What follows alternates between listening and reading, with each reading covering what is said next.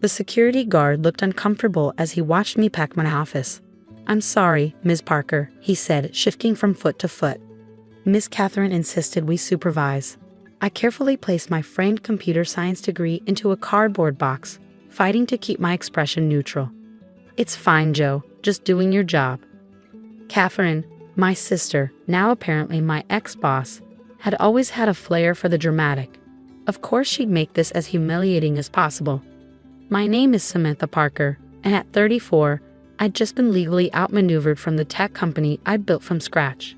Parker Tech had been my dream since college, a cybersecurity firm that had grown from my laptop in a garage to a 200-employee operation worth millions. But I'd made one crucial mistake, trusting my sister when she offered to handle the legal side of things. "Don't forget to turn in your access card," Catherine's voice rang out from the doorway. She stood there in her perfectly tailored suit, every blonde hair in place, looking exactly like the corporate lawyer she'd become. "We wouldn't want any unauthorized access to company systems." I bit back a laugh, if she only knew. "Here," I said, unpinning my ID badge and holding it out. "Anything else you need to supervise personally?" Her smile was cold. "Just making sure everything transitions smoothly. The board is very excited about the company's new direction." The board, handpicked by Catherine over the past year, gradually filled with her law school friends and business connections. I should have seen it coming, but I've been too busy actually running the company, developing our breakthrough encryption software. "You won't be able to run it," I said quietly so only she could hear. "You don't understand the technology, the development process. That's what employees are for," she cut me off. "Besides, I understand the most important thing, how to make money. Which is more than I can say for you and your endless research projects." She was right about one thing. I prioritize development over profits, focusing on creating something revolutionary rather than just commercially viable.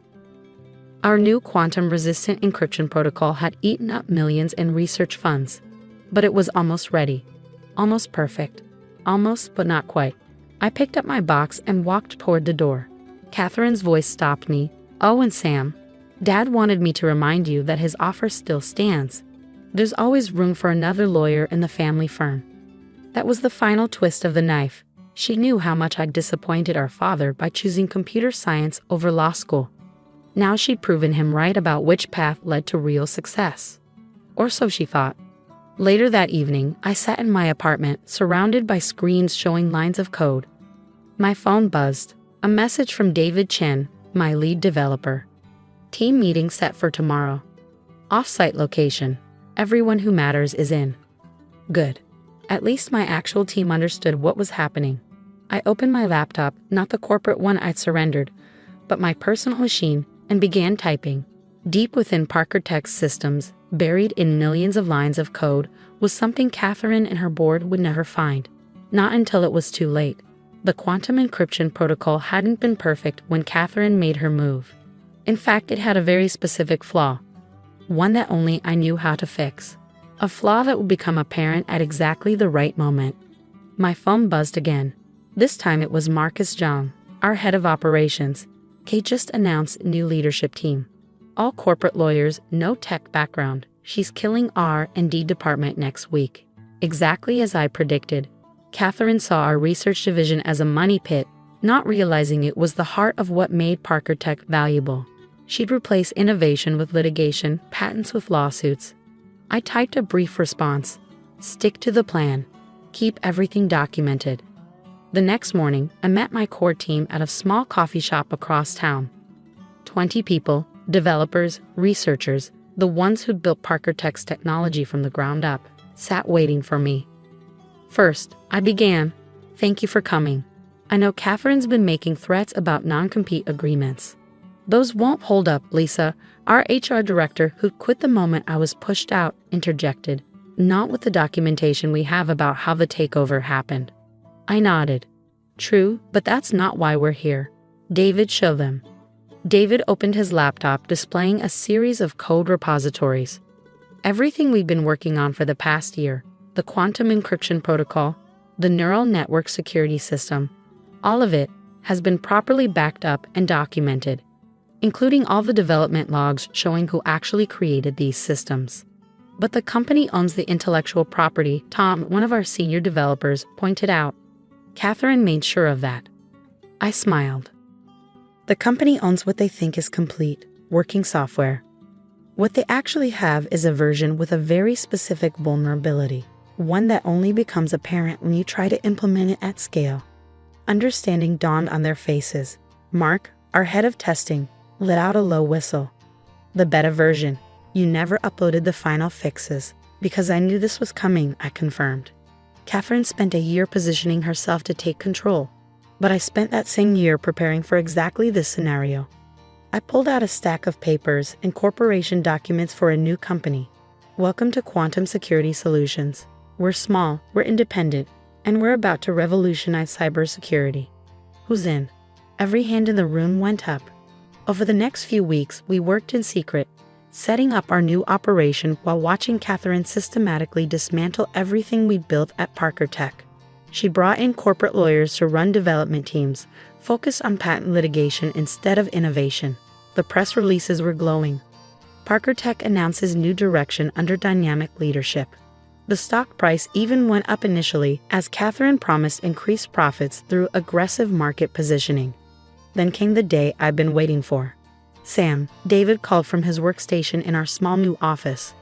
They're trying to implement the encryption protocol for their first major client. I moved to watch over his shoulder as error messages began flooding Parker Tech's internal systems.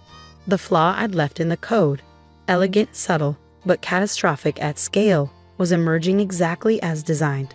My phone lit up with a text from Lisa, who still had friends inside Parker Tech. Complete chaos. Systems rejecting all security certificates, keys losing it.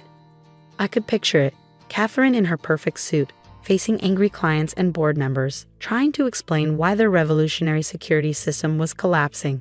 She'd blamed the development team she'd fired, the research she'd defunded, everyone but her stuff. But the best part was still to come. Catherine's call came exactly 3 hours after Parker Tech's systems began failing. I let it go to voicemail, listening as her carefully controlled voice cracked with panic. Samantha, if you're behind this, I swear to God. The board is threatening to sue. Our biggest client is talking about criminal charges. Fix this, now. I waited another hour before responding, just long enough for the first news stories to break. Parker Tech's security system fails major implementation test. The company's stock was already dropping. When I finally called back, Catherine answered on the first ring. What did you do? She demanded. Me? Nothing. I've been busy starting my new company. How's the encryption protocol working out? Don't play games, she snapped. Every system is failing. The code, something's wrong with it. Of course something's wrong with it, I said calmly. It's not finished. The version you have is a beta build with a critical vulnerability. The finished version with the fix, that's proprietary technology belonging to Quantum Security Solutions. The silence on the other end was deafening. You see, Catherine, I continued, while you were busy with your legal maneuvers, I was documenting everything. Every development step, every test, every improvement, including the final fixes that make the system actually work. All properly dated, signed, and witnessed. That's impossible, she whispered. The company owns all the IP. The company owns what was in its systems when you took over. The critical updates that make it functional? Those were developed independently after you pushed me out. And before you try claiming otherwise, I have timestamps, blockchain verification, and witness statements from the entire development team. I could practically hear her mind racing, looking for a legal loophole. The non-compete agreements are void due to the hostile takeover, I finished. Your own actions invalidated them. You might want to consult a lawyer about that. Oh wait, you are one. Later that day, Parker Tech's board called an emergency meeting. Catherine tried to blame the system failure on sabotage, on disgruntled employees, on anything but her own actions. But the evidence was clear. The version of the encryption protocol they owned simply didn't work without the updates. Updates that now belong to my new company. Updates that their entire business model depended on. The next week was chaos. Parker Tech's stock plummeted as clients began pulling out.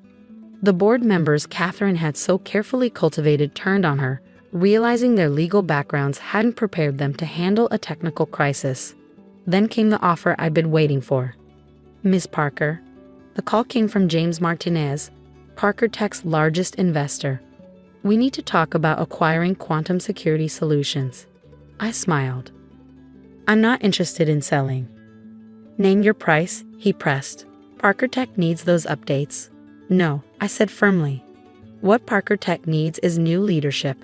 Someone who understands that technology companies should be run by people who understand technology. There was a long pause. You want your company back? On my terms, complete control of technical development, a board that includes actual tech experts. And Catherine?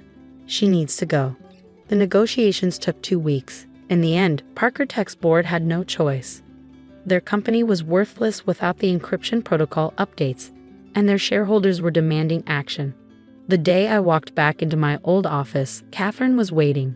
She'd lost her polished look. Her hair was messy, her expensive suit wrinkled. You planned this, she said. All of it. I learned from you, I replied. You taught me that sometimes you have to think like a lawyer, document everything, prepare for the worst, protect your interests. I just applied those lessons to technology instead of legal proceedings. She laughed bitterly. Dad was right about one thing, you would have made a hell of a lawyer. Maybe, but I prefer building things to tearing them down. The reconstruction of Parker Tech took months. We merged it with Quantum Security Solutions, rebuilding the development team and implementing the complete encryption protocol properly this time. Catherine moved to California, taking a position with a corporate law firm. She never apologized, but she did send me a message when our quantum encryption system won a major industry award. Congratulations, you proved me wrong about everything. Even lawyers can admit when they've lost. The framed computer science degree went back on my office wall, now joined by patents and awards that proved technical innovation could be more powerful than legal manipulation. Dad even called to say he was proud, though he still mentioned that the family law firm had an opening if I ever changed my mind. I kept the beta version of the encryption protocol, the one with the elegant flaw, framed in my office as a reminder.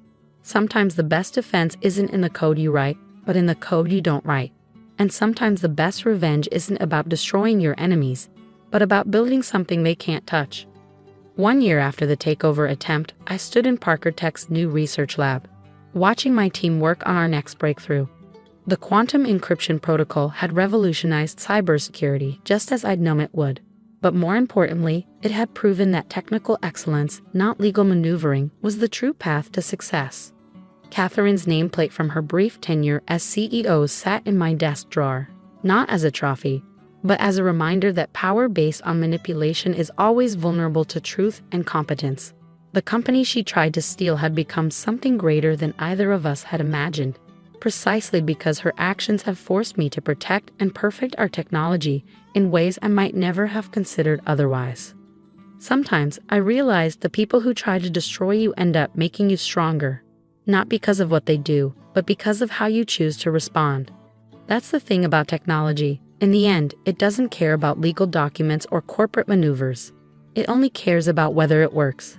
And making things work, that's what I do best.